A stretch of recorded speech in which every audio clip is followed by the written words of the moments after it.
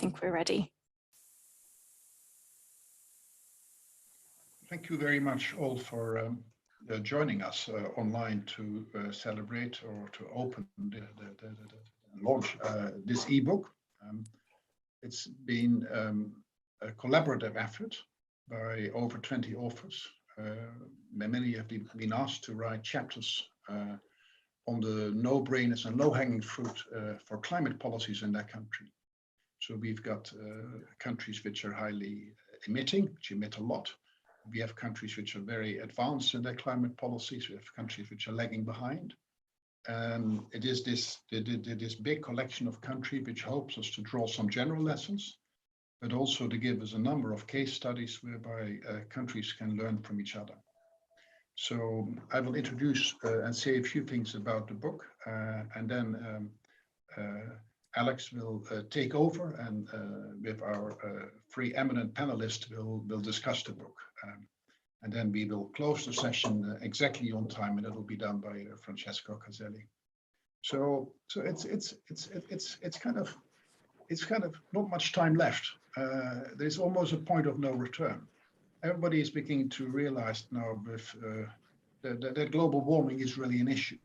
There isn't much time left. If we go on like that, we will reach 1.5 and 2 degrees within the foreseeable future. So people feel that it's really necessary to get to net zero. There are, of course, movements in society which realize that, but also the central banks are realizing that. And it was kind of our opinion that maybe it will be nice if more and more governments started realizing that. We've had kind of, sometimes the politics really matters. We see that most clearly in the United States. Maybe you've seen the move from President Trump to President Biden, and we're giving a whole new impetus to climate policies. So I think the time is right to think about these things. We've got the COP26 coming on next month, so it is really an important issue. At this very moment, of course, there is another issue playing, and that's the colossal gas shortages in some countries. We really gas prices spiking up due to the fact that we're closing coal, due to the fact that there's a fast growth after the pandemic. So there's a large demand for gas and oil and coal. Nuclear is not often allowed to be used. Renewables are not coming enough on stream yet. Russia may not be helping a lot. So there is the energy is on the brains of many of our politicians. I mean, I suppose the one good thing about it is that it makes renewable energy relatively cheaper. So what have we learned from our things? There were a number of things we could say. That I suppose the main thing is to stop subsidizing energies, particularly coal. The IMF has said that it's about $10 million per minute we give on fossil fuel subsidies, about 6.5% of world GDP. And many of the chapters echo this. Many of the chapters from Poland to India and China would argue for a moratorium on new coal plants and to phase out coal. And of course, also, we have to lock up oil and gas in the ground if we want to stay below 2 or 1.5 degrees. So these are the real no-brainers which come through in many of the chapters. Sometimes it's, that's the main thing. And then most chapters will, a lot of the chapters will argue for pricing carbon, which is again a no-brainer or a low-hanging fruit. And what many of the chapters say is that the pricing carbon, whether it's in Canada, for example, or in other countries like Germany, it's a patchwork. So really, you would like the same price of carbon throughout the global economy, but you would also like to have the same price of carbon for all sectors of the economy, and maybe also the same price of carbon for different policy measures, so that the cost of abating 1 ton of carbon is the same for all policy measures. And the fact that that's not the case, as for example pointed out by John Hassler in his chapter on Sweden, might mean that you're focusing on the wrong thing.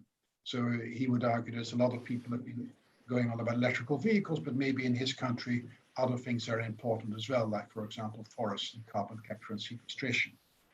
So pricing carbon is important. There are a number of chapters who argue that this is very difficult to do on your own. So some chapters then argue that you should perhaps have to avoid leakage from abroad, to avoid the fact that you're your businesses will suffer unfair competition from outside the country, because from countries where carbon is not priced, this is called carbon leakage, that we should either have a combination of production subsidies and consumption taxes, there's a point made in the Denmark chapter, or as a point made by Garicano and Fayos in their chapter on border tax adjustments. This is something which is now on the European agenda, and one of the authors has been very active in the debate on that in Europe. So in a sense, you put a climate wall around Europe so that to get a level playing field in that, in terms of that. Then many of the chapters say, well, if you price carbon, the big problem is that the lower incomes are hurt most. So they need compensation one way or the other. Maybe insulation subsidies, perhaps via transfers via the income tax system. But what you don't want is to not let people feel the price of carbon, because the incentive effects that are associated with that. So more generally, this point has been made that you also need transfers on a global level, in a chapter by Kotlikov and co-authors, where they would argue that what's important is to get it across the line so that all countries and all generations benefit from a climate policy. And they argue that it's possible if you run up the government debt a bit and give transfers from future generations to current generations, one. And secondly, if you give transfers from countries to poorer, highly emitting countries, to make them make it attractive for them to actually price carbon. Then there's many of the chapters, for example, the German chapter. One of the chapters, we have two chapters for Germany. It's such an important country for our point of view. They have argued that we should particularly have a lot of fee-baits. And fee-baits are a way that you give either rebates or you give extra fees you get to pay. And it's basically trying to introduce some efficiency by those firms that emit less than the industry standard. They get a rebate. Those who emit more than the efficiency standard and the average in the industry, if you want, they will have to pay a fee. And then the argument is that in that chapter in Germany is that people would argue that and there's also a chapter by Ian Perry on the general principles, that these pragmatic policies may be easier to get across the line politically and would avoid all the yellow vests we've seen in the streets in France. Then many chapters talk about the if you want, green R&D and also green spending. So there's even a big chapter on the Green Deal on the European Union by a group of authors, and they argue that it's very important to deal with two types of externalities. So it's not just the global warming externality, but we also have, if you want, a learning by doing externality.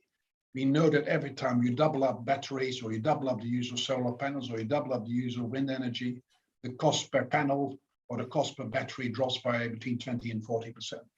So this is a prima facie case to have a temporary spike in renewable energy subsidies to redirect the direction of technical progress in the country, or from dirty to kind of carbon extensive to carbon free type of technologies. So that's that's the one type of externality. And another externality which many of the chapters talk about is these what you call chicken and egg externalities, or network externalities. So, for example, to get electrical vehicles, you need charging stations. So if you boost the demand for electrical vehicles, then there's a bigger demand for charging stations, then they get cheaper, and the more you get used them also in electrical vehicles, and then you can get a vicious, not a vicious, but a virtual spiral where really more and more people get hooked onto these electrical vehicles and charging stations.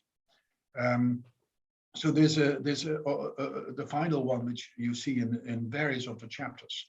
Of course, Sweden has talked about it. Canada has talked about it. Particularly the chapter on Brazil talks about it. Is the idea of forests, and particularly the Amazon rainforest. What if you look at the Brazil chapter, they have shown that that it's possible to cut emissions from rainforests. Basically, the rainforests they capture the CO2, so the carbon sinks. They're very important in the fight against global warming. So anything that can be done to improve the management and to stop illegal logging, So a lot of has to do with enforcement and management. And then, if that can be done for the Amazon rainforest and for the other forests in the world, that would be a great thing. And then related to that, which is maybe something similar, is the whole idea of carbon capture and sequestration, where you try to capture the carbon and put it in the ground. So various of the chapters have tried to increase incentives for that people have done as well. So then finally, then I should perhaps try to kind of gradually hand over to Alex for the general panel. There have been many specific policies which may come up in the debate in various sorts of chapters. For example, but one particular ones which come up again and again is the plea for retraining the labor force. So to make sure that they get green skills and to avoid the unemployment of those people who get stuck in the old carbon intensive sectors. And they may find themselves out of a job, or they find themselves maybe without income. So people think that it's not just important to give only subsidies, but to also retrain them. Again, the European deal programs, but also the other chapter on Germany talks a lot about public investment in green infrastructure, more information on climate risks, the use of international capital markets, if you want. That is seen to be very important. There are two very important chapters, and I want to raise that separately at the end, on China, where China is, of course, one of the few countries which is not on a downward path of emissions. People would expect maximum emissions around 2030, and then maybe 2 decades later to be to net zero. But there have been many arguments made for also this patchwork of cap and trade schemes in China that these chapters make to kind of improve them and to help them kind of do that proposal. But there's also the huge, both China and America, and we see that in the American chapter, the Chinese chapters, are technological leaders. And then the idea is trying to unleash the talent, like we've done also with the vaccines, if you want, to unleash the talent and to unleash the research and development capacity to really help us, for the global economy, to get new technologies to really make the green transition possible. So I would like to kind of conclude with saying that we really cannot afford to wait. If temperature goes up, there will be various climatic tipping points which lead to irreversible changes in global warming, and we cannot afford it. So really, we want to really kind of, there's a sense of urgency. The longer you wait, on the one hand, it gets much more expensive to do the policies. The policies that are on the table in the book now can be applied, and they have been applied in various countries. So, for example, there been some countries. So, for example, the French country chapter by Gollier says, well, sometimes it's specific. So they said we've already got nuclear energy, so they've already done it. They don't need to decarbonize as much. And of course, Norway has a lot of hydropower. But on the other hand, if we wait with doing these policies we're talking about, it will just become much more expensive, and that would be a bad thing. More important is that if you wait, it doesn't really become more expensive, but the risk of irreversible climate change becomes too large. So really, I think Francesco, Alex, and I would like, based on reading the chapters and putting our introduction together, we really feel a sense of urgency, but we really also feel optimistic that there are a set of country-specific policies that can be done, where we can learn from each other. And we hope that therefore the book can play a modest role in the debates on this. With this, I hand over to Alex, who will lead the panel. Thank you. Thank you very much, Rick, for the introductory statements.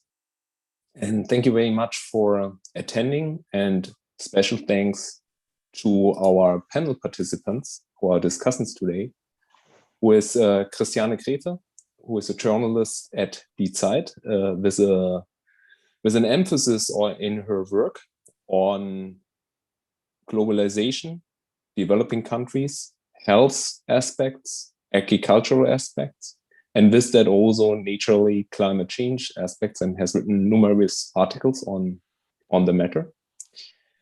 Then I also welcome Ma Reguon, who is assistant professor at Northwestern University and a specialist on industrial economics and questions related to climate change. And last but not least, Ottmar Edenhofer, who is the director of the Potsdam Institute for Climate Economics and is a very well-known climate impact research, Potsdam Institute for Climate Impact Research, and has over the past years many contributions to the debate. One of the key experts from Germany on climate change questions. So I welcome everybody. Thanks a lot for joining. And so you have seen from the overview that Rick gave the richness of the book with the many different aspects treated in the different countries and the very heterogeneous picture that was partially drawn in these chapters. At the same time, many aspects that were common across these chapters. So may I ask as the very first question in this panel, Christiane, and ask that to you first. What is your key takeaway from looking at that book? Well, thank you very much first for the invitation, especially because I'm a journalist and I'm not a scientist or even an economist. So thanks again. Well, the first thing I would like to say is that I think it's a very informative book. So I suppose that the idea that countries and people in countries can learn from each other is going to work very well. It's very impressive to see how many different approaches there are. And of course, it makes sense. Different countries have different approaches. But still, I think as an overview, this is really very inspiring.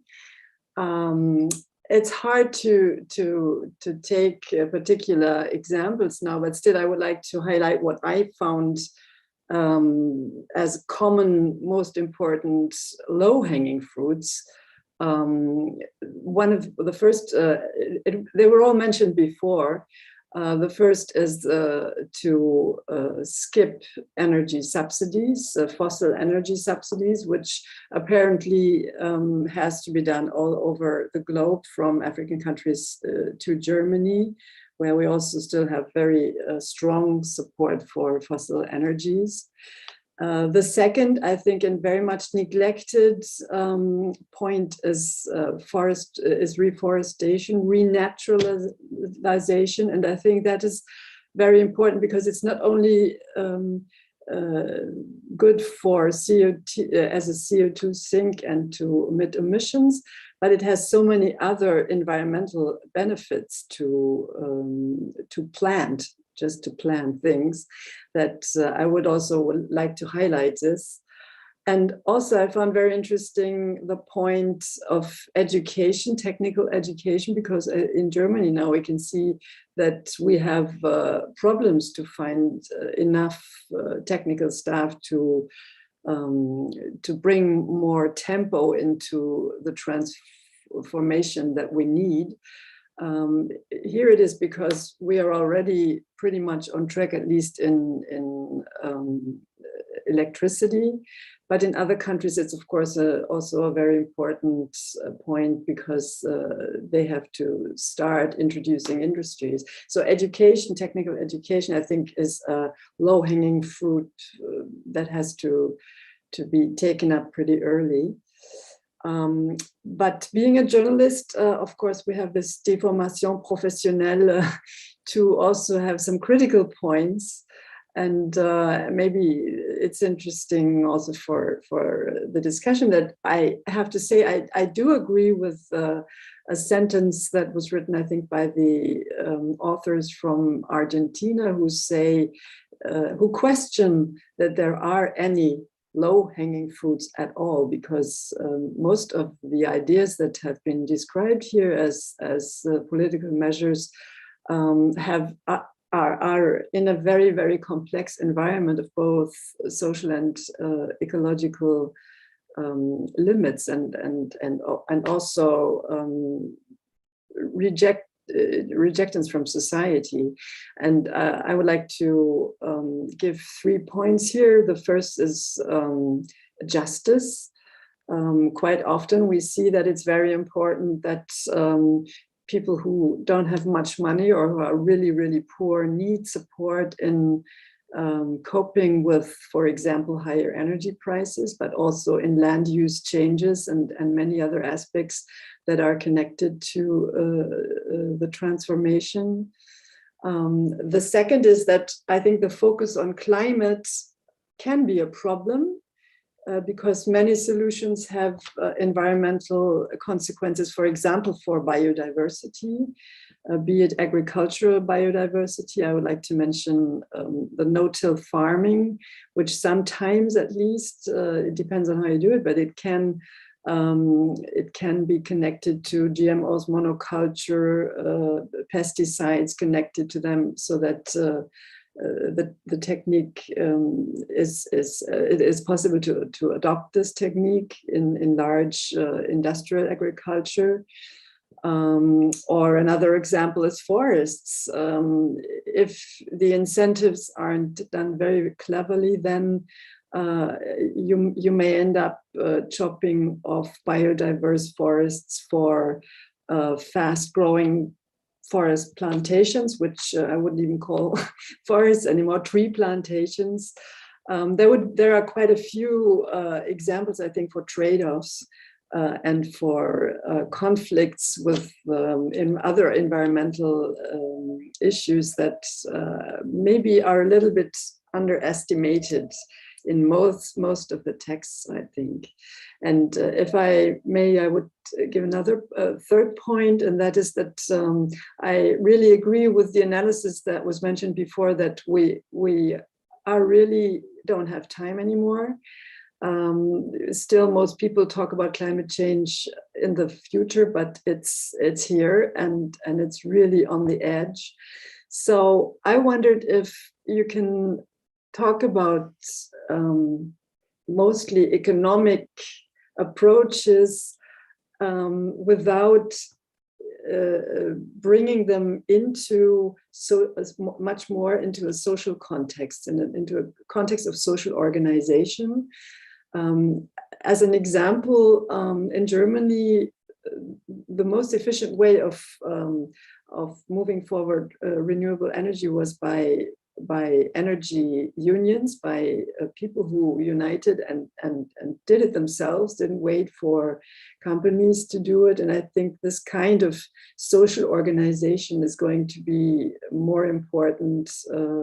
The more we have to speed up, the more we have to talk to each other, and also to talk to each other in the sense that people, economic scientists and politicians have to talk to environmentalists. Everybody has to talk to everybody to learn from everybody. So maybe that is something that I hope will happen if this book makes its way, and maybe unites people from different societal angles and also scientific angles to add on this communication. And well, I think I've been talking too long, you know. So thank you so much for the time being. Siane, thank you very much. Also for directly addressing in addition to the 3 key takeaways, 3 key critical points on the book. And at this point, I was just reminded of one of the first questions that I got in the chat room. So I want to explicitly encourage the audience to ask these questions. I'm going to keep track. And one of the questions touched the justice issue. So we are certainly going to come back to that. But before we do so, let me hand over first to Mar. And maybe she can already point, maybe you can already, Mar, point in your answers to the key takeaways, also a little bit to the aspect of the redistributional elements that were just touched upon.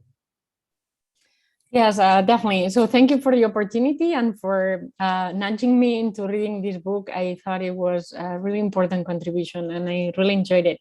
So one key takeaway that I got from the book is that we definitely need to put everything in the kitchen sink with a battery of policies, and that we should put everything at the forefront when it comes to climate policy.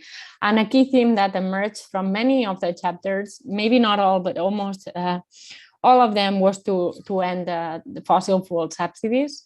It is quite ironical that we call them fossil fuel subsidies when they apply to developing countries, and we call them carbon pricing when they apply to more developed economies. But at the end of the day, they are fossil fuel subsidies everywhere, and we need to stop them.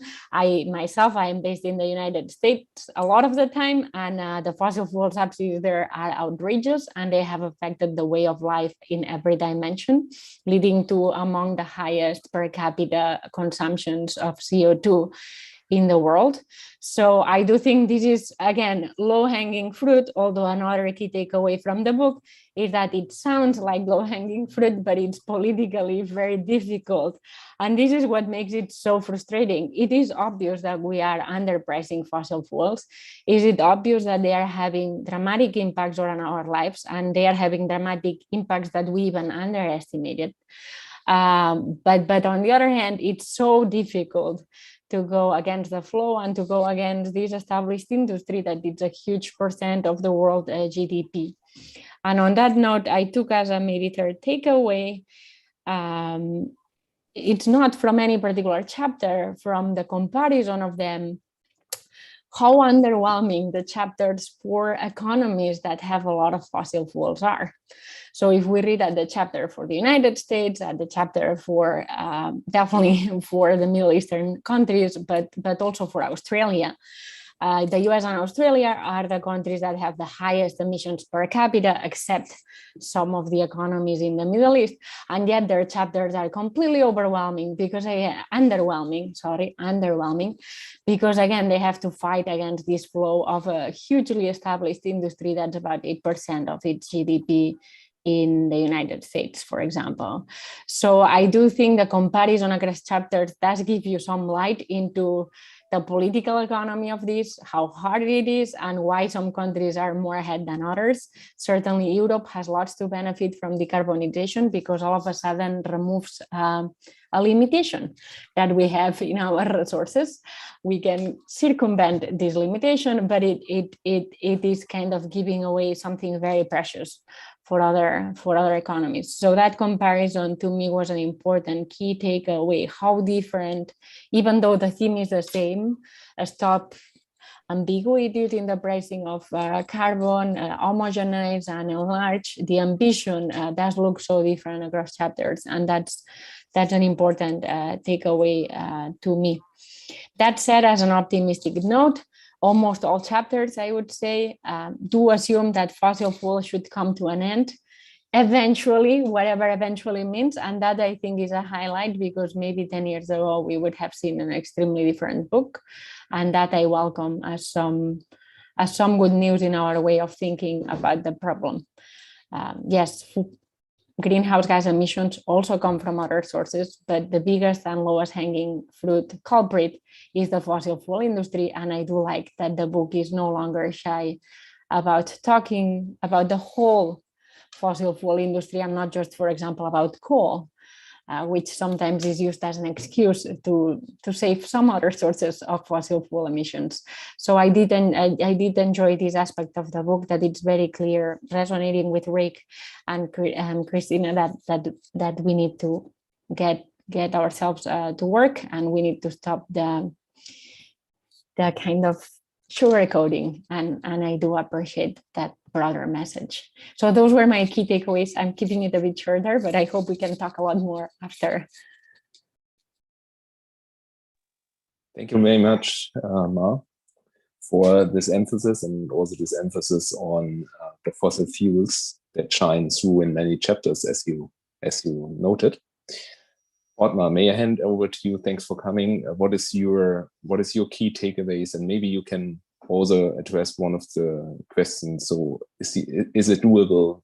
Can we get rid of fossil fuels in some time frame, as was emphasized in many of these chapters? Yeah, Alexander, thanks. First of all, I would like to congratulate the the editors and the authors to this timely and very useful book. And my main takeaway message is that the reduction of fossil fuel subsidies, the phase out of fossil fuel subsidies and carbon pricing is essential. And it is very well reflected in the different case studies. The only disagreement with the title of the book I have is with this title, Low-Hanging Fruit and No-Brainer. Because I do not perceive carbon pricing at all as a no-brainer, and it is, from my point of view, not at all a low-hanging fruit. And let me highlight why I believe this is not the case, and I will here take the example of the European Union and also the example of Germany. I could also amend my experience within the IPCC. Phasing out fossil fuels, even such a statement, it is very hard to get it into the summary of the policymakers. So this is carbon pricing is a consensus among economists. But when we would include social scientists, political scientists, so I would say we would not get the majority. And even if we would expand the scope of discussion and we would invite the politicians, so I would say the vote for carbon pricing would become a minority. Now, let me highlight a few aspects here at the German debate. A very recent one. So for a long time, for 10 years, the European emissions trading scheme had a very low price. So environmentalists argued all the time that the European emissions trading is not functioning because of the low price. And many people in the industry liked the European emission trading scheme because of the low price. And they advocated this as the most and the most cost-efficient instrument to reduce emissions. Now, since 2 years, the prices in the European emissions trading scheme is rising and rising. We have now a level of 63%. We have a spike in the gas prices. And immediately you have a lot of voices at the public square arguing that somebody should intervene in this market. We need lower carbon prices. And this is a very ridiculous argument because the high gas prices are driven by the demand in Asia. It might be partially of a game of Russia, but the most important thing currently, the gas prices are much higher than the coal prices.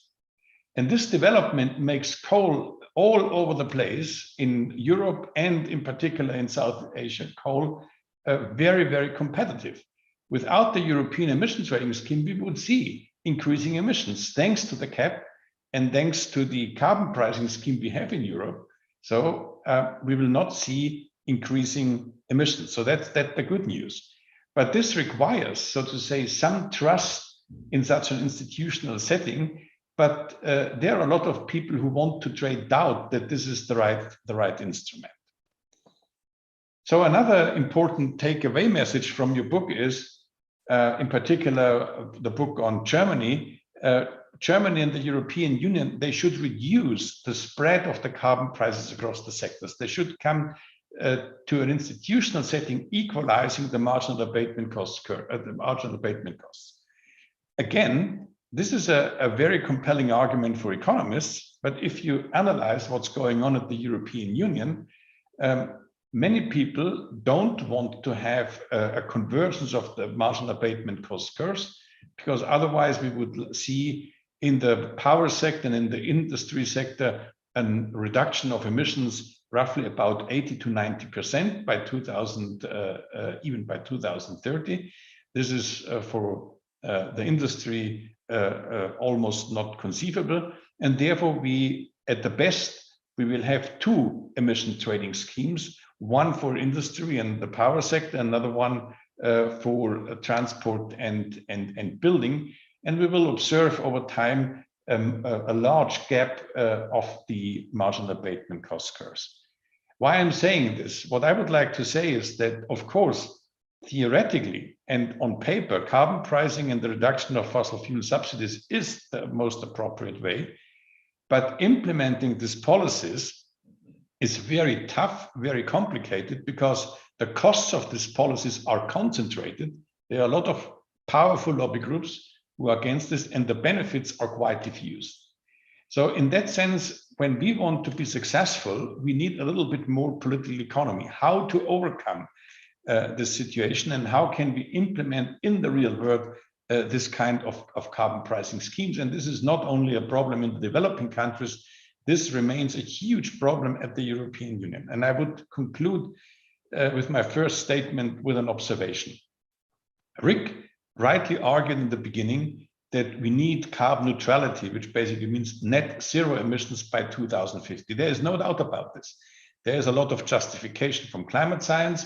There's a lot of justification on economics. It's zero net emissions. Of course, we have to compensate some of the emissions with negative emissions, but this is roughly the way to go. And many politicians have confirmed, the European Green Deal has confirmed this, the Supreme Court, the Bundesverfassungsgericht in the most recent decision has confirmed this, and even the German climate law has confirmed this. But as soon as you start to translate this goal, carbon neutrality by 2050, in marginal abatement cost curves, in carbon pricings, which means that we will have in Europe carbon prices outside the industry and the power sector roughly above 100 euros per ton CO2, even 200 euros per ton CO2, politicians start to say that's not possible. And this is something which worries me a lot. We have no time, we should act, there's an agreement, but people are not prepared to translate this very, very ambitious goals in the right policy instruments, and also accept at least temporarily, which means basically for the next stage, increasing carbon prices. And this is my main concern. And I think when we want to serve the politicians, we should think a little bit more on the political economy part, how to overcome the barriers when costs are concentrated and the benefits of such a policy are quite diffuse.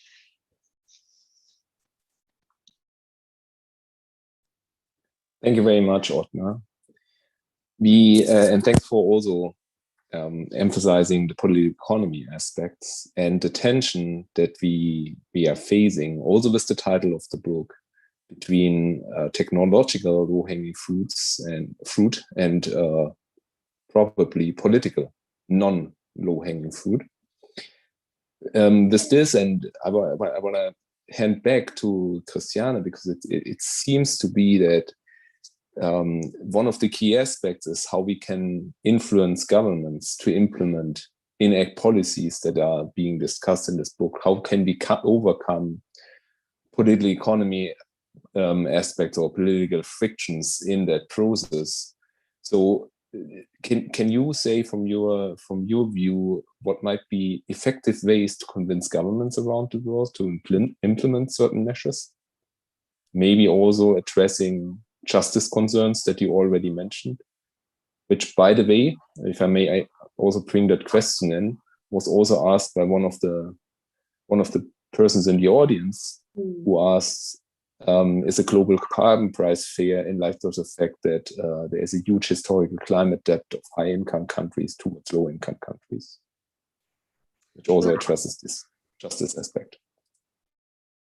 I think in a democracy, there is only one language that is understood by politicians, and that is the language of pressure.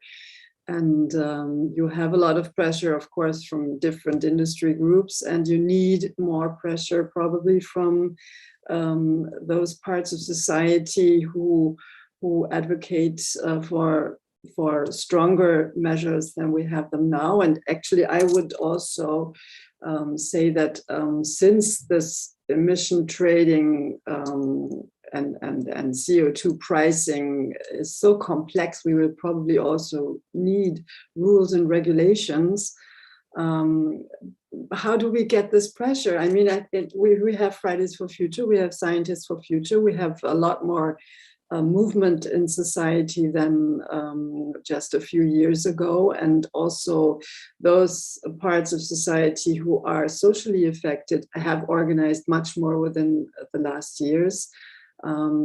So I think the problem is that everybody has too two sides and two souls in themselves, in Germany at least, and I think that's true for most European countries. It's a large majority, and also in other countries, actually, in South American and even African countries, there's a large majority of people who advocate strong climate policies, but it's not practical enough. It's not easy enough. There is not enough social organization that shows how you can participate yourself in also showing how things work, how different ways of mobility work, how combining energy production and heating in a city quarter or in a house can work. And I think both these are the two things that we have to speed up on: social organization, social communication, and then classical lobbying from the other side, lobbying from voters, from consumers who say, we really mean it. We don't say it, we mean it. We want more regulation to make it easier for us. I wouldn't see another way in a democracy. Thank you very much, Christiane. If you bring it to the voter sides, voting on climate change measures that at the same time they're hit by potentially needing to be very high carbon prices, as Ottmar has brought up, what would be a measure that economists could do? I think we can make it easier for people to advocate for these higher prices if we call them by their name. So I would advocate for us to change the name carbon pricing to fossil fuel subsidies. And I think it will be much easier to convince people that we do not want fossil fuel subsidies instead of saying that we want to tax carbon. At the moment, we are unfairly subsidizing the consumption of a very damaging good. And yes, it's the status quo, and that's why it's so hard to change. But maybe it would help if we started again calling it by its name. The carbon pricing name gives it an optionality that makes it extremely hard, as Ottmar was saying, to make it politically viable, because it does give this sense of optionality. We do call them fossil fuel subsidies in developing countries, so we might call them fossil fuel subsidies here as well. So that's maybe one first suggestion. The other suggestion I have, and I see a lot of a scope, it maybe wasn't as mentioned in the book, but I do think it's critical to stop new investments in fossil fuel capital assets. So if we keep selling cars that need fossil fuels, and then we tell people a year later that that's very bad, they'll tell us that we let them buy a car the year before, and that car has an expected life of 20 years. So I do think these policies can be quite successful, and funny enough, they tend to be much more popular. So bans of cars, for example, are often much more popular than an outrageous high price of gasoline for two reasons. One is that people don't feel overly penalized for choices that they made, that they were allowed to make. And second is that they affect everyone equally. And this maybe comes to a bit of the justice theme. People think a ban is much more fair because if someone has a hell lot of money, they will not be able to get their Ferrari because simply Ferraris will not be allowed. And that does give a sense of fairness to people. Obviously, as economists, we sit on them, and a ban is very costly because if that person that's filthy rich wants a Ferrari, why not let them pay for it? They have infinite utility from that Ferrari, but it really does not resonate with people that those who can afford it can live in kind of fossil fuel panacea while you make it outrageously expensive for others. When it comes to cross countries, and this is also a theme that maybe doesn't come in the book because sub-Saharan Africa is not represented in the book, but I do think it's much less of an issue that we make it sound. So obviously the interest in the fossil fuel industry is that we believe that we are being extremely unfair to African countries, which basically do not consume fossil fuel at the moment. Obviously they do, but in extremely small amounts per capita terms compared to other countries.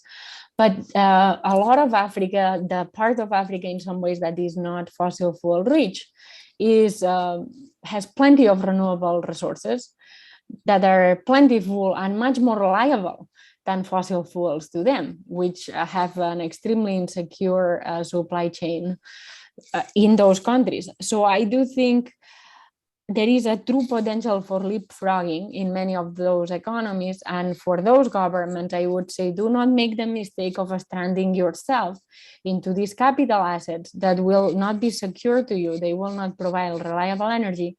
Renewables are already cheaper anyway, given your portfolio and circumstances. So I do think from here to there, we do need to make it very clear that any form of transfers that should be in place, foreign transfers for foreign aid, should be conditional on green energy. We should stop any transfers to these countries that are fossil fuel based, and that would basically protect them naturally against the fear of global carbon pricing, which, by the way, I don't think will happen. but yes. Thank you very much, Ma. I want to apologize to the audience that when I speak, you don't see me because I'm working currently on 2 devices. Let me hand over to Edna one aspect that now came up, because Ma talked about banning certain goods, and in the chat we had a question about progressive consumption taxes, so higher taxes on goods that are above average carbon emissions, or that are yes, that are particularly damaging in the climate dimension. Would that be an instrument, Ottmar? And how, and again, going back to this question, how could citizens convince governments to take action? Yeah, first of all, I think you can make carbon pricing to a progressive tool in a very simple way. You can have let's say in a constituency, a uniform carbon price. And if you basically use the revenues to recycle it back in an equal per capita manner, so then the carbon pricing scheme becomes progressive. This is a very simple way, and I think this is something which we should explore further. In Germany, we have discussed this. It's complicated to do from a purely administrative, logistical point of view. So as an intermediate step, when you reduce the levies and the electricity tax and increase some social transfers, so this can reduce the burden of the poor households significantly. It seems to me in the whole debate, one thing is very important, because Christiane Greve said, yeah, carbon pricing is okay, but we need regulation. And here I would like to bring on the table a few very important insights. Neither bans nor, for example, technology standard are costless options. They impose costs on people, and we did empirical studies showing that, for example, technology standards in the car industry are relatively, not highly, but relatively regressive. They impose a relative higher burden on the poor households compared to the rich households. And the big advantage is a twofold. First, bans or technology standards do not generate revenues which could be recycled back to the people. And secondly, we have seen almost over 20 years in Europe a regulation, which means imposing technology standards. But still, the emissions in the transport sector are increasing. And this is something what we need is a comparison of all these instruments. And there is a lot of misinformation in the policy arena, where people believe that only the carbon price, because it makes the abatement cost so visible, so salient, and where basically the technology standards have a little bit more distributional advantages from a political economy point of view, that they should be preferred. So this is one thing which seems to me is very important when we want to make progress here. And then there was one question in the chat: why was Sweden successful? So we did an empirical study and a meta study.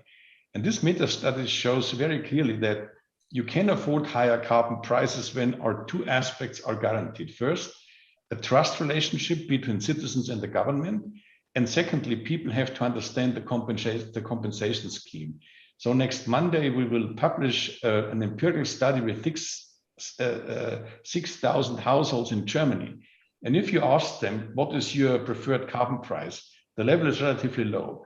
And then we ask them, so what would be, from your point of view, a just compensation scheme? And then people, the majority said this equal per capita redistribution seems very attractive. And if you ask then, if this compensation scheme is in place, what would be your accepted carbon price? The carbon price the people voted has been increased significantly, even up to 100 euros. So, and this brings me to my last point, which is also some question in the chat. Do we know something on the price elasticity? There is also a lot of confusion in the public debate. People believe, and this is almost a mantra, that in the transport sector and in the building sector, the price elasticity is very, very low. It is definitely it is lower than in the power sector and in the industry sector. But it's what we observe is when people understand that this is a pricing scheme imposed by a government, so then the reaction is much higher, to an extent of 3 times higher, compared to a situation when people just observe this as the fluctuation of the prices at the world market. So in that sense, there are a lot of measures to increase the elasticity in the sectors. And I would argue that in the short run, the elasticity might be relatively low, but in the long run, the elasticity is quite high, and we see then significant reactions here. So to conclude, I think what we need is a fair comparison of all the policy instruments which are available in the toolbox. I think transform these instruments into a progressive tool seems to me very important, because we want not to impose an overproportionally high burden to poor households.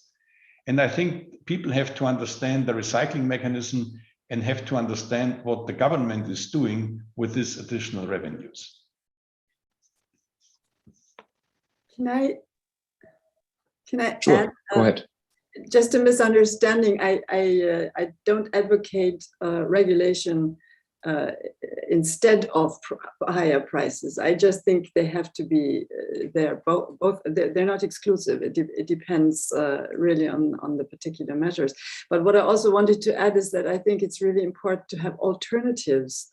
If the car is the only way to get from here to there, I think it is much harder to convince people from higher prices that, in my view, we also need, because we need to save energy. That is something that isn't being talked about anymore in the last weeks, because everybody talks about CO2 prices. We need to save energy. So a certain height of a price is good, but you need alternatives, transport alternatives. You need possibilities how to organize your heating system collectively so that it's maybe not so much more expensive, and how to eat differently, and all the social, I would even say sometimes chances, not only problems, to see also the chances in some of the changes of lifestyle that will be imposed on us. Yeah, same thing on my end. I did not say bans can regulate prices. I say bans can make higher prices more politically viable, because then people cannot say that you didn't let them know that by some point gasoline would be really very expensive in some ways. So that's kind of more of a complement than a substitute. Yes.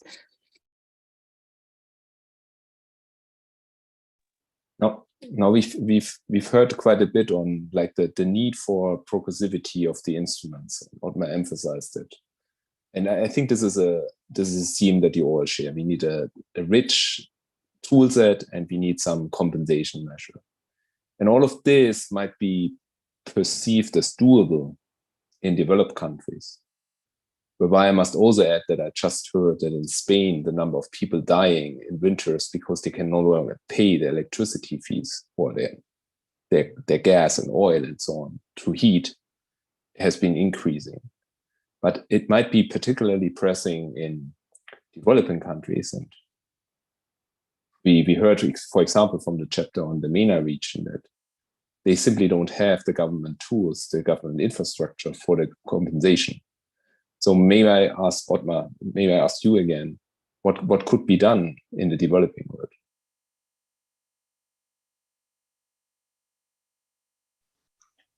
That's a very tough question. I think this is very much related to this idea: do we need a uniform global carbon price? And the answer Mar also gave is, of course, not. At least not without a kind of a transfer scheme. That seems to me is absolutely important, that we provide here reasonable transfer schemes. But one aspect I would like to highlight is we are only talking about the impact of the mitigation costs on households. We should not forget the impact of climate change itself on households. And climate change is itself a very regressive thing. So of course it's at different timescales, but still climate change is for the very poor people a big danger, and it destroys property rights and assets. And even in Germany we have this year this experience that an extreme weather event can destroy homes and assets in an unprecedented way.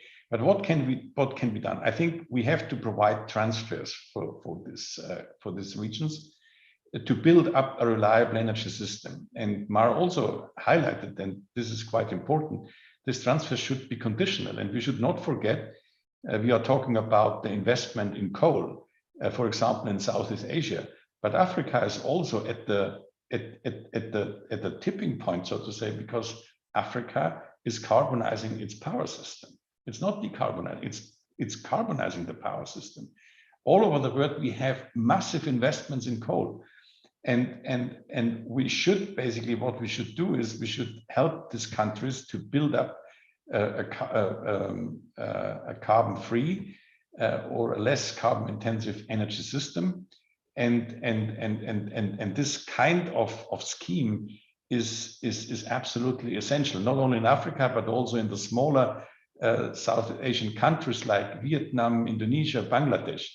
Just to give you a number, if all the coal-fired plants, which are now in operation, which are in the planning phase and which are basically come back into the pipeline after COVID-19, if they operate according to their economic lifetime, they would produce roughly 330 gigatons CO2.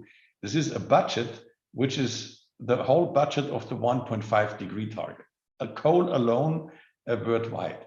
So in that sense, it is absolutely instrumental. The next step, the next priority in the international negotiations should be coal phase out, at least to keep the door open for a 1.5 limit. It seems to me that's and we, which basically means the rich countries, have to pay and have to support these people.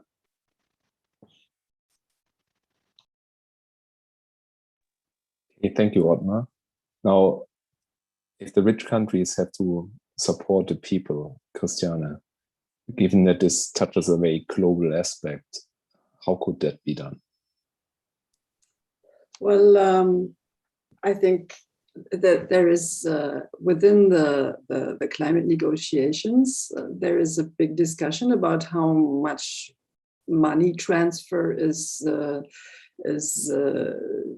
accepted by the industrialized countries. Unfortunately, they haven't delivered so far to their promises. So money helps. But it's not only money, it's of course also communication, social organization, technology transfer. And I would like to highlight here the IRENA, which has been founded 10 years ago, the International Agency for Renewable Energies, on a multilateral level, which is kind of an analogy to the nuclear organization, the global. So I think they have not really got the financial but also political support that they absolutely need in this time, because what they do is exactly what is necessary to provide technological information, but also business cases, experiment in countries of the global south. And I think that since the societies are quite different often from our industrialized societies, they need their own ways and their own business cases for supplying them with solar energy. And I think this institution should be supported a lot more internationally and globally than it happened so far.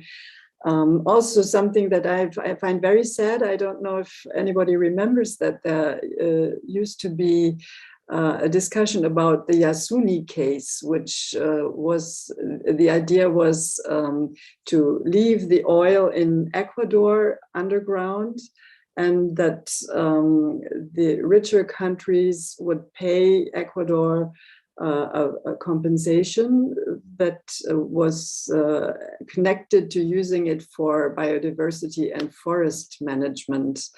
I think this kind of models are also very important. Keep your fossil energies underground, because we have so many countries who live on selling their oil and live on selling their gas, and it's very different for them in Africa or also in South America, different for them to get away from these dependencies. That is also something that has to be worked on a lot more, I think. So that our two approaches. But can I respond to that directly, Alexander? To this? Yes, sure. Go ahead. Yeah, Christiane, thanks. But I deeply regret that here I would strongly disagree. When we start to compensate people to leave fossil fuels underground, this would be a complete disaster. And I would like to explain why. If we would do this, this would not stop the exploration of fossil fuels. And this has exactly happened in Ecuador. Because they invested a lot in the exploration. And I had a lot of talks with President Correa there.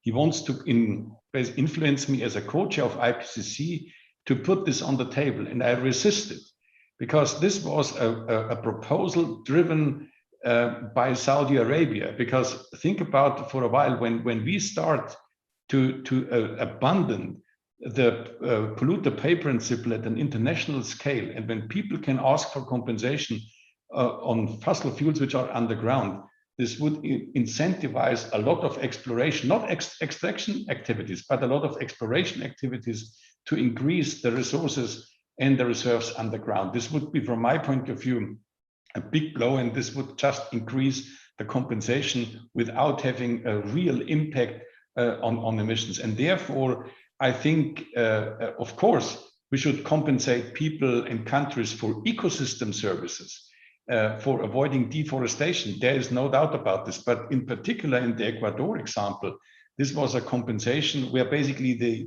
ecosystem service was a side effect.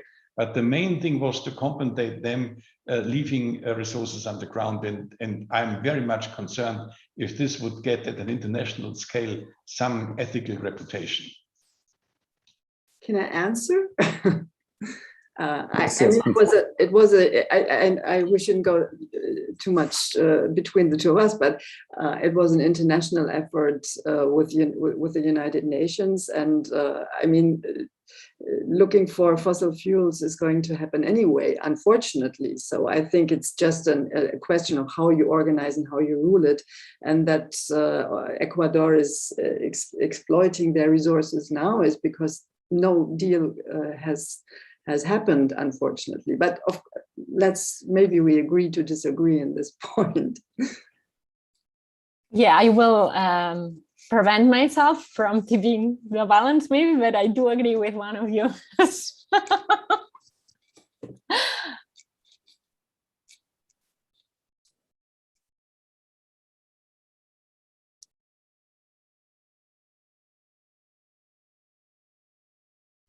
You are muted.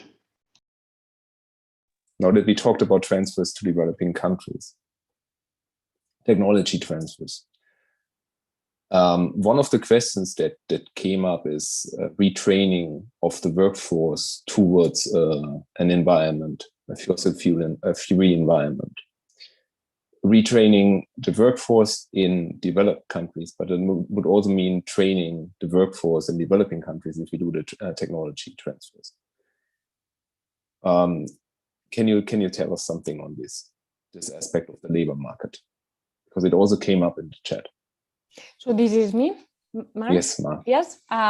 So I'm not an expert in this, but it's obviously extremely important. And I agree with Christiana, who mentioned the IRENA. I love what IRENA is doing. I didn't know it was such a recent institution because they do really great work. And as I mentioned, in Africa, I think we tend to think of placing the blame and the burden on developing countries. So I will blame them for not decarbonizing, but I will build them a natural gas plant. So I think there is this inconsistency. Sometimes it does not need to come with money. It can come with conditional transfers. It can come with transferring the technology, transferring the resources.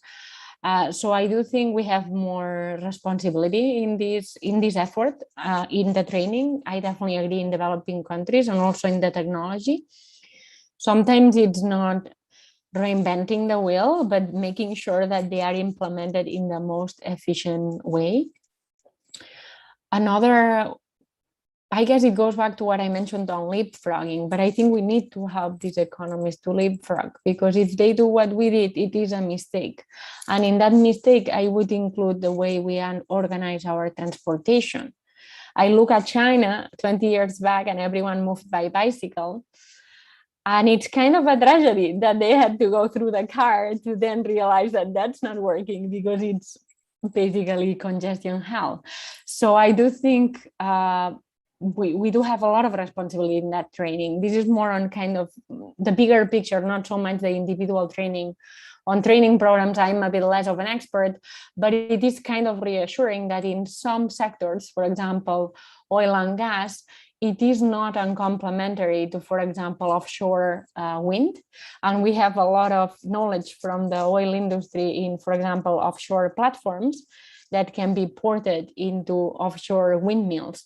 So I think there is some part of the workforce that basically we need to poach them from the fossil fuel industry and try to bring them into renewable energy. This is already happening because people can read trends, but probably some public policy, an active public policy effort would be useful, definitely.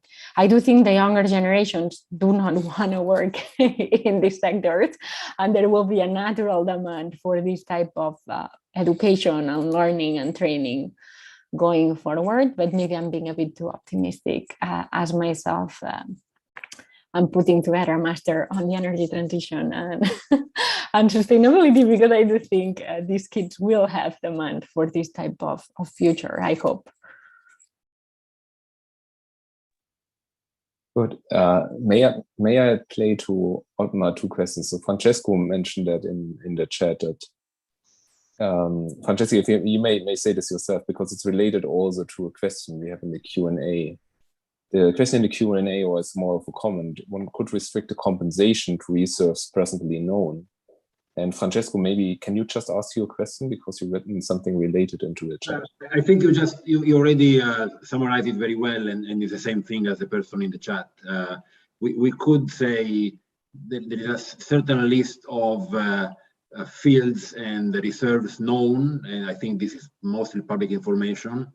And the compensation for leaving it in the ground applies to those reserves that are existing as of the time that the packet is announced.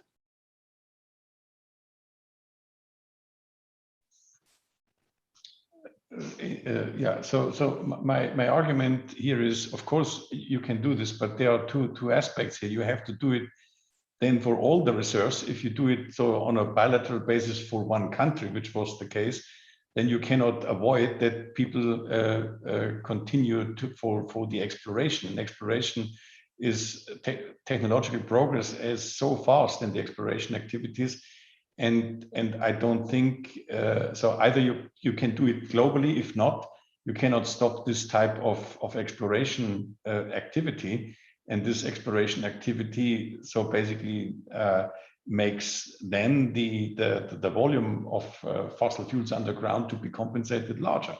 So, and I don't see why we should do this. And if we are so confident that we can do this at the global level, I think then we can do it in a much cheaper way to impose a global carbon price. So, and then this stops makes the exploration activity completely useless. So I don't see any value, and also from the justice point of view, of course, from a purely Coasian basis, or from a Coasian point of view, you could say it doesn't matter if you impose a polluter pay principle or you compensate the polluters to stop pollution. From a purely Coasian point of view, that's okay, but the amount of money you have to need to use to compensate people leaving the whole thing underground is, from my point of view, also an ethical problem, because I think from a distributional point of view, the polluter pay principle is much more preferable than paying the polluters. So Alex, if I may add to the discussion, I do actually line quite a bit with Otmar on the concerns, and I do think there's a commitment problem. Sure enough, you can say you only pay for certain reserves and you limit the bulk, but then it's like negotiating with terrorists, to be honest, because there is a credibility issue, a commitment issue. Then you're sitting on top of that nuclear bomb, basically, which would be, for example, oil in Saudi Arabia, which is readily available to be burned and completely burn the planet. And I think it's extremely dangerous to open the door to this type of negotiation, because it's kind of a sliding scale. To me, the true solution that looks very difficult is to make oil as good as dirt. So we need technologies that make fossil fuels irrelevant, and that's a very high bar. But any progress we can make toward that direction is the true solution, because otherwise I feel we would be, again, kind of subject to ransom every other then. And yeah, we need oil to be useless. It is a very high bar, not low-hanging fruit. But that would be a better solution. And sure enough, a global carbon price would help making oil useless. I just do not consider it feasible. So I do think technology will have to play a role here. And in electricity, which is my area of expertise, luckily we're pretty close at making fossil fuels irrelevant. And as tough as the winter will be in Europe, given the very high natural gas prices, it makes it even more evident then fossil fuels are not as reliable as we think, unless you're sitting on top of them. So I do think in some sectors we're pretty close to making fossil fuels irrelevant. I'm exaggerating a bit, but this is a panel and I can afford to exaggerate a bit. But I think that's the way to go. So this is a good switch towards technology, which was also addressed in the chat and plays a key role in many chapters of the book, where the statements were the government should subsidize technology innovations, but how should the government select which technologies to subsidize, which not? The German government made a decision to step out of nuclear energy, and that seems to make it more difficult to make oil redundant. So what are the technologies that you are referring to, Mart, that make oil redundant? So I do think they should be, there should be no public funding to fossil fuel related technologies. So in my statement, I am not including carbon capture and sequestration, even though it would be welcome that there is carbon capture and sequestration, but it's not a true solution, because you still need countries to want to adopt carbon capture and sequestration. And we want a true incentive compatible solution. I see two, one or three. One is energy efficiency. Even if you are burning oil, you will like more energy efficient stuff. So why not invest there? The other one is technologies that improve fossil fuels, and that would be renewables with batteries. And we are almost there on the battery front. But for many countries, and I'm thinking countries in Africa, in the Ecuador, that have no fossil fuels, it's already a no-brainer. It's already a no-brainer for islands like Hawaii, Ireland, and many other places. So I think we are getting there with these renewables batteries. We need to do more research on how to make these technologies truly scalable. So any lean batteries that do not eat into materials as much, and for example, the trains with rocks that you pump up, trains with rocks, and then you let the train with rocks come down, it's an example of batteries that are less resource intensive, that might be scalable, even if they look kind of a bit out there. So I do think these are two, and the third one is negative emissions technologies. We need to invest in negative emissions technologies. There's a bit of that in foresting in the book, and monitoring, satellite monitoring, so that we are sure that those are negative emissions, that they are staying on the ground, could be one avenue there, but also more broadly investigating in negative emissions. The fourth one is a sad one, and I'm not advocating for it, but sooner or later it will play a role. It's climate engineering, which I am not favorable to it, but eventually I think government will throw resources into it, even though I think it's really a tragedy. Yep. Thank you, Ma. Yeah, on this technology frontier, Christiane, is going back to Europe, is the European Union, is it doing too little for infrastructure investments? Yes, I think they're not doing enough, but I would like to say that I also agree that it's the most important thing is that we don't have any support for any fossil technologies anymore. Also in research, whereas I think it's really important that research is supported, and the example of batteries that was mentioned shows there is so much more effort now and so much more creativity in systems that can save energy and that can supply energy, that can supply the energy that is produced by solar and wind in times of high sunshine and a lot of wind, and then it can be used in other times. All that hasn't been looked at before. It has been neglected in research, and I think it's important that at least the state, the public money goes much more into these fields. And it's so far in. And then also in Germany, we had the feed-in tariffs, and I think that's also been a subsidy by the state into a particular technology, which has been so important even globally because it created the ground for China to adopt and mass produce. That's also an example for how the state can support particular technologies, and I think there is so far there is a lack of support for all the heating system and the mobility systems. Maybe an important point is that, and that starts at least in Germany a lot, we also need the creativity of citizens, and that there is more connection between the science system and democratic organizations to discuss what kinds of technologies are accepted more, because nuclear, for example, has been supported with so much money in Germany without the support of people, and I think we could have used this money differently earlier and could have skipped earlier. Thank you very much. So I think we could continue discussing about many of the aspects that we touched on for much longer. But let's go on with some maybe concluding statements. So what is, if I may do this very last round, what is the key message that you would want the audience to take home from the discussion? And maybe Ottmar, because you just unmuted yourself, maybe you wanted to say something else too. And the discussion, it was just ongoing, but maybe you want to start with what is your key message? So I would like to respond a bit to this technology issue and just to remind us on the following. So roughly speaking, limiting the increase of global mean temperature well below 2 degrees would allow us to emit 700 gigatons CO2 into the atmosphere. But we have 15,000 gigatons CO2 in form of coal and oil and gas underground.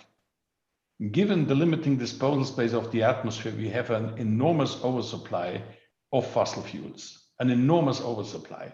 We are not running out of fossil fuels. And this has a lot of implications for technology development. I fully agree with all the panelists that renewables are important. Batteries are important. Hydrogen is important.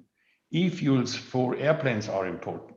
Negative emission technologies are important, which basically means technologies which allow us to absorb CO2 from the atmosphere.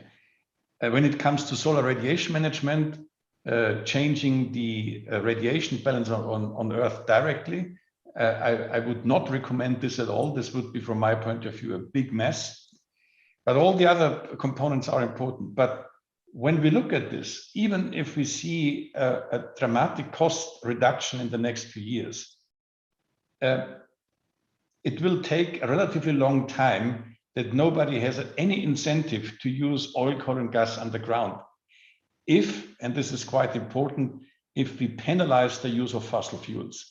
And therefore, technology development and the pricing of carbon seems to me is really very important, because otherwise we are running in a problem where we expand renewables, but at the same time we expand coal. This is our experience we had in Germany. This is the experience in China. This is the experience in India.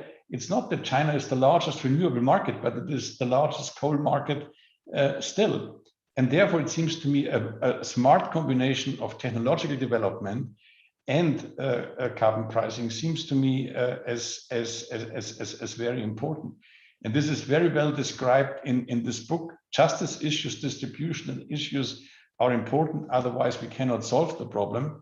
And again, and this is my last statement, I congratulate the authors to that book, that it is very valuable to do this and to push this.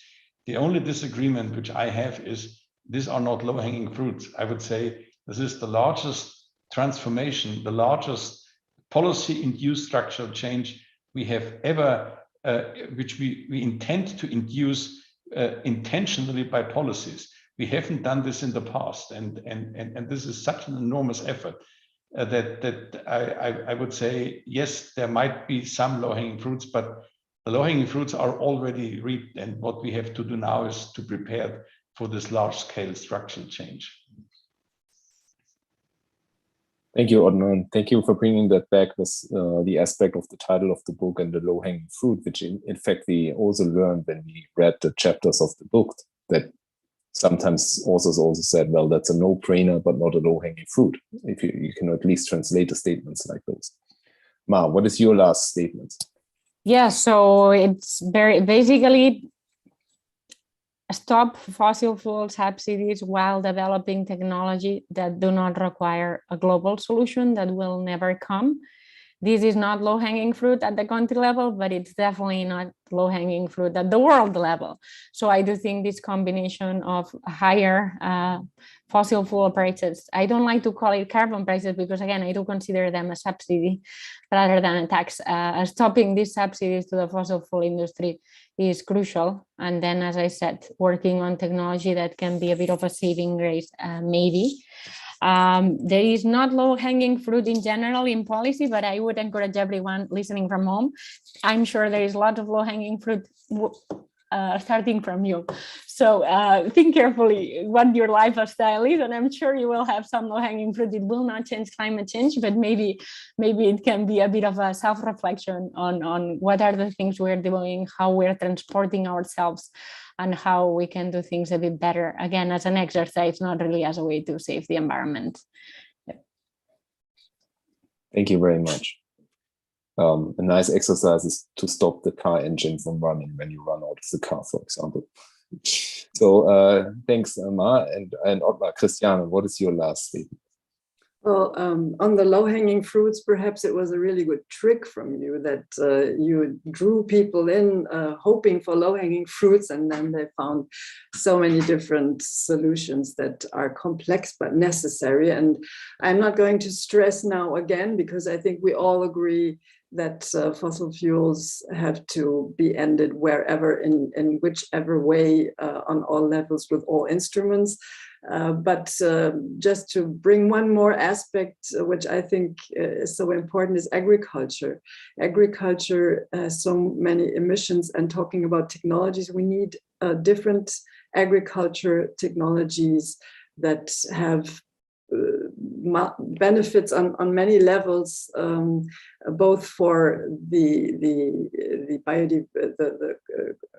improving the biodiversity of the agricultural productions, and to reduce emissions. And I think there is a little hope that agroecology as a system that produces more different stuff and regreens and revitalizes the planet, at the same time bringing more healthy food and more biodiversity, is being discussed much more. And it's maybe an aspect that is a bit underestimated in the book, and that has another effect, and that is inspiration. And I think we need that also, that this whole transformation is so huge that there must be some inspiration to motivate people to get involved and to educate each other, because without citizens nothing is going to move forward. And that maybe is my last and most important point. We have to do it in a democratic way, and that means not only vote but get involved. Thank you very much. That notion of democratic voting, let us go. Thank you very much for coming, and I hand over to Francesco for some last concluding statements for today. Thank you, Alessandro. Well, let me start by thanking the panelists for what has been an absolutely fantastic discussion, where I've learned an enormous amount, and it's been very, very nice. I mean, if there is already one positive aspect of having written this book with all the co-authors, that we have had this very high quality panel, and so, you know, it already was worthwhile. I hope there will be more coming out of the book, but this was already a very good start. So I'm already made me feel good about having worked on it. Let me just take 2 minutes to make some quick reactions from the panel, and maybe and then a couple of words about the book. You know, there is a little bit of a problem that we came up with a title before the book was written, before the authors wrote their pieces. So yes, I mean, not everything that is in the book is low-hanging. Some things are higher hanging than we thought. But I do want to say that there are actually many things in the book that are pretty low-hanging. You know, if I think about the chapters on India, on Russia, on many countries, there are, you know, Poland, and these are just some of the countries that come to mind that I've read the chapters particularly closely. There are many policies in the book that are cheap, easy, and don't have an obvious constituency that would be particularly hurt if they were influenced. So, you know, not everything is a low-hanging fruit, but a lot of things in the book are low-hanging fruits. And this connects to a second point that I want to make.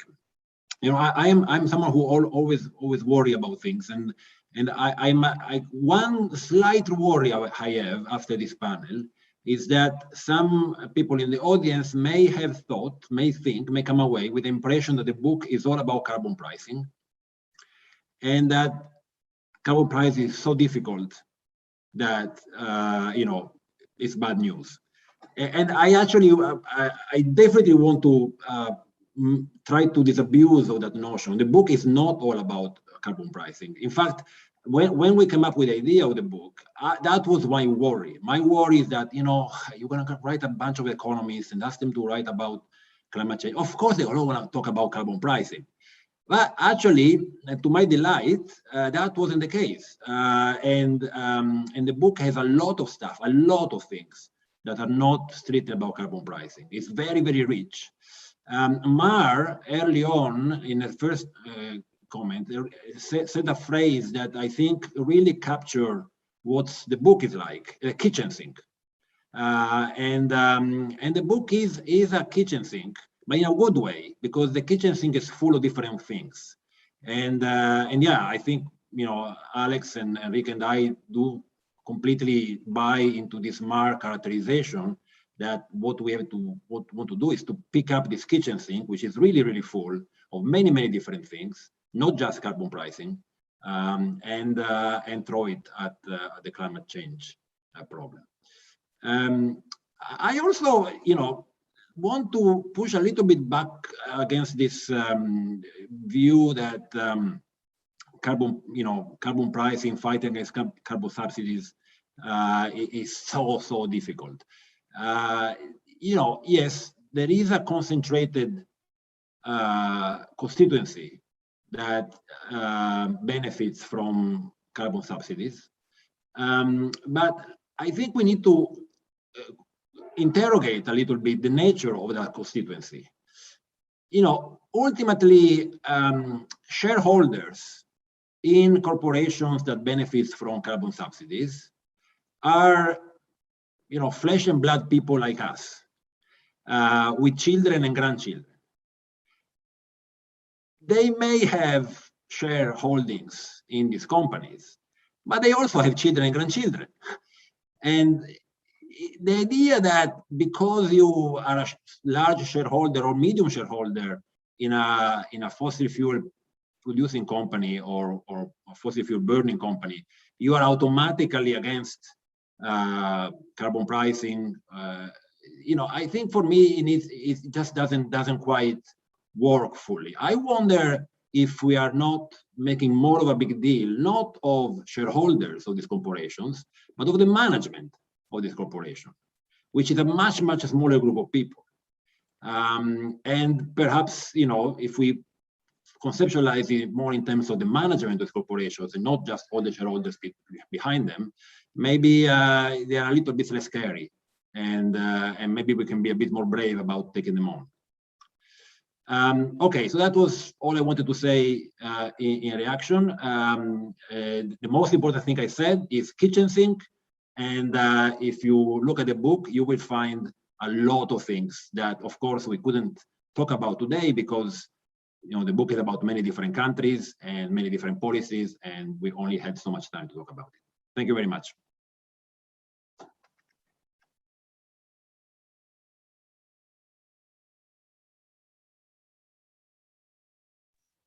Good. So let me thank everybody again for coming. Thank you, Christiane. Thank you, Ma. Thank you, Ottmar, for taking your time. Thanks, for Rick, for the introduction. Thanks, Francesco, for closing the discussion so nicely and bringing up to the table again the kitchen sink aspect of the book. And thanks also to the CEPR for helping us in all aspects in regard of organizing the launch event, in regard of bringing the book in a timely way to this launch event. Thanks. Thank you so much. Yeah, thank you for counting on us. This was fun. Yes. Thanks a lot. Very much to the panel once again. And congratulations again. Yeah. The main On my lesson is side, more political economy. Yeah, that is correct. Yes. Okay. Thanks. Thank you very much. Bye-bye. Bye-bye.